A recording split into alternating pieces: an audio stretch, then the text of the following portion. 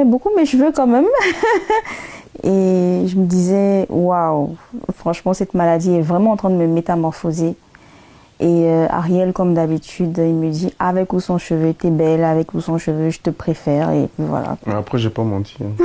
T'as vu, ils ont tous dit ça. Ils ont tous dit pareil. Oui. Salut Brut. Je suis Sréjean Ariel, alias Ariel Chenet, artiste ivoirien.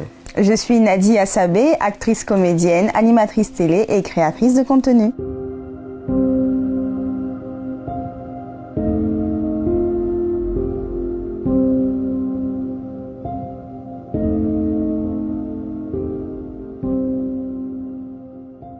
J'étais à la maison un jour et pour une raison que j'ignore, je me suis palpé les seins, enfin plus le sein gauche, et j'ai senti une masse, une boule. J'ai paniqué, j'ai dit à Ariel, il y a un problème, je sens une boule au niveau de mon sein gauche, il y a quelque chose qui ne va pas. Et il m'a rassuré, il m'a dit que c'était rien, que c'était peut-être dû à mes hormones et que ça va passer et tout. Et moi, personnellement, j'étais pas très sereine. J'ai fait appel à mon médecin et il m'a dit de faire des examens plus poussés pour savoir de quoi il s'agissait. Je vous avoue que j'ai pas vite fait les examens. Voilà, je me suis dit non, ça pouvait pas être le cancer et tout, même s'il y a une petite voix qui sonnait dans ma tête en me disant ah, c'est peut-être ça et tout. Mais j'ai été négligente malheureusement, j'ai laissé le temps passer jusqu'à ce que j'ai une douleur au niveau de ma cuisse. Je pouvais pas imaginer non plus que c'était dû au sein. Et c'est à ce stade-là que j'ai commencé effectivement à faire des examens plus poussés. Et on a procédé à une biopsie qui a déterminé la nature de la masse. Et voilà, le résultat est tombé, c'était un cancer de sein. Au départ, j'étais dans le déni. Je me disais que ça ne pouvait pas m'arriver. Je me disais que c'était un rêve, c'était un cauchemar. Et tout de suite, la réalité me rattrape. Et je me suis dit, waouh, je ne sais pas ce qui m'attend, mais je sens que ça sera infernal. Et j'étais pas du tout bien. Et bien évidemment, Ariel, comme à son habitude, il m'a rassurée, il m'a dit qu'il serait là, de ne pas m'apitoyer sur ça et qu'on va y arriver ensemble. Le choc est tellement violent que je me calme devant le docteur. Lui-même, je lui dis à lui, parce que quand il était venu m'annoncer, il n'avait pas les mots. Il cherchait, en même temps à m'annoncer, il cherchait les mots pour me consoler. Et bizarrement, c'est moi qui le consolais, lui, parce qu'il était vraiment lié à mon épouse, donc il aimait beaucoup. Et il savait que elle, lui dire ça comme ça allait vraiment la casser, quoi. Donc lui, il avait commencé déjà à vouloir me donner les mots et tout ça. Et moi qui lui disais, t'inquiète, quelque chose que c'est, je pense que c'est quelque chose qui va passer. Parce que ma femme, c'est quelqu'un de très courageux. Mais c'est au fil du temps, quand je réalisais les douleurs infernal. J'ai commencé à réaliser que voilà, là, on est arrivé là. C'est le moment de se serrer les coudes. Donc j'ai été vraiment mal à partir de ces moments-là. Quand on arrive à l'hôpital, le médecin nous dit, bon, vu l'évolution de la maladie, il faut commencer un traitement là, maintenant, tout de suite, parce que eux-mêmes ne comprennent pas pourquoi la maladie est en train d'avancer si rapidement. Et donc j'ai été obligé de donner mon accord pour qu'on puisse commencer un traitement sur place.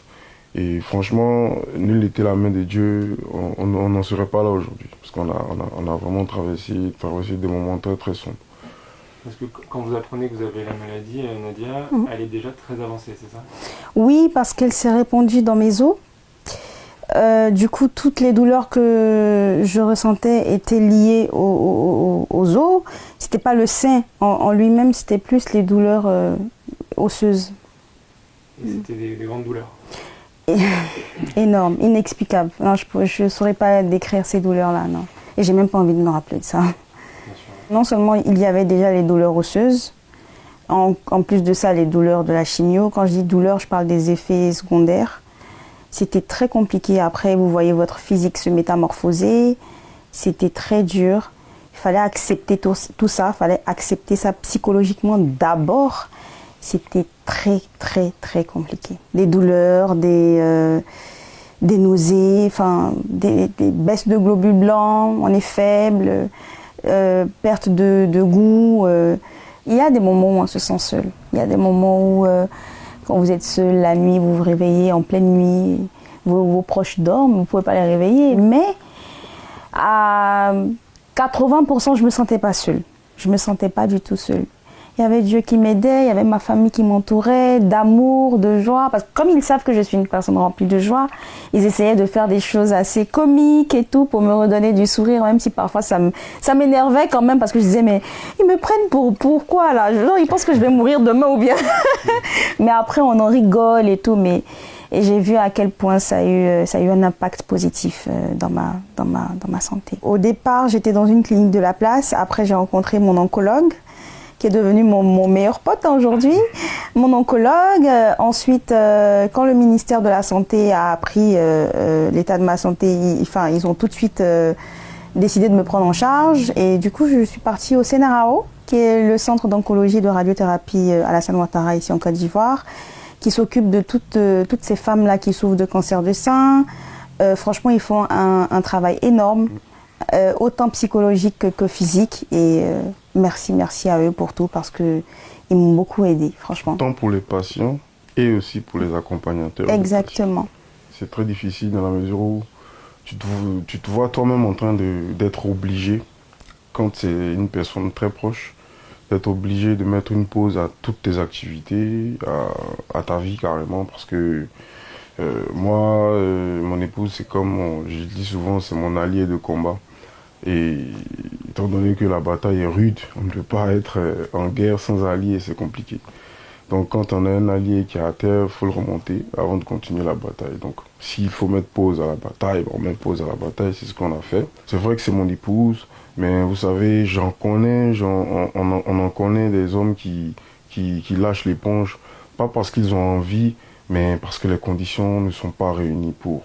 Vous savez, la vie est devenue trop difficile aujourd'hui. C'est ça. Mais il faut dire aux gens de ne pas baisser les bras. J'ai envie de dire, venez tous en Côte d'Ivoire, on soigne le cancer ici. Oui, c'est vrai. Voilà. Et comme je le dis, par la foi, je suis guérie parce que je compte sur Dieu. Médicalement, c'est pas encore officiel. Je continue mes traitements, mais je vais dire que le pire est derrière moi. Le plus dur est déjà passé. Je profite de votre caméra pour dire merci à Ariel. Voilà. Oui, c'est vrai, je veux te dire merci parce que tu as été là, tu ne m'as pas abandonnée, tu m'as donné du sourire quand je pleurais, tu as prié pour moi quand j'allais mal, même parfois quand j'étais un peu chiante sur les bords, tu as été patient. Merci pour ta patience, pour ton amour, parce que rares sont les hommes qui font ça. Et je t'aime. Voilà. En ce mois d'octobre, il est très important de se faire dépister. Le cancer de sein ne touche pas que nos mamans, que nos grandes-mères. Je suis jeune et comme vous le voyez, j'ai été atteinte de cette maladie-là. Faites-vous dépister tôt, les filles.